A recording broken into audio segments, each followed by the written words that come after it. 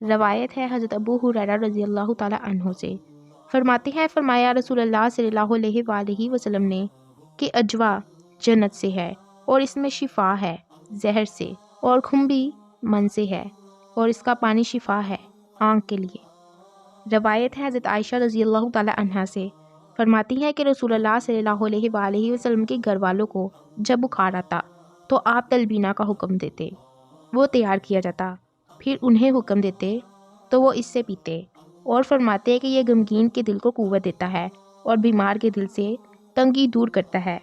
جیسے کہ تم میں سے کوئی اپنے چہرے سے پانی کے ذریعے میل دور کرتا ہے۔ روایت ہے حضرت ابو اسید انصاری رضی اللہ تعالیٰ عنہ سے، فرماتے ہیں فرمایا رسول اللہ صلی اللہ علیہ وآلہ وسلم نے، روغن زیتون کھاؤ بھی لگاؤ بھی کہ یہ برکت والے درخت سے ہے۔ روایت ہے حضرت عائشہ رضی اللہ تعالیٰ عنہا سے، فرماتی ہیں میں نے رسول اللہ صلی اللہ علیہ وآلہ وسلم کو فرماتے سنا کہ لپٹا بیمار کے دل کو تسلی بخش ہے، یہ بعض رنج کو دور کرتا ہے۔ روایت ہے حضرت سعد رضی اللہ تعالیٰ عنہ سے، فرماتے ہیں میں نے رسول اللہ صلی اللہ علیہ وآلہ وسلم کو فرماتے سنا کہ جو کوئی صبح سویرے 7 اجوا چھوہارے کھائے تو اسے اس دن زہر اور جادو نقصان نہ دے گا۔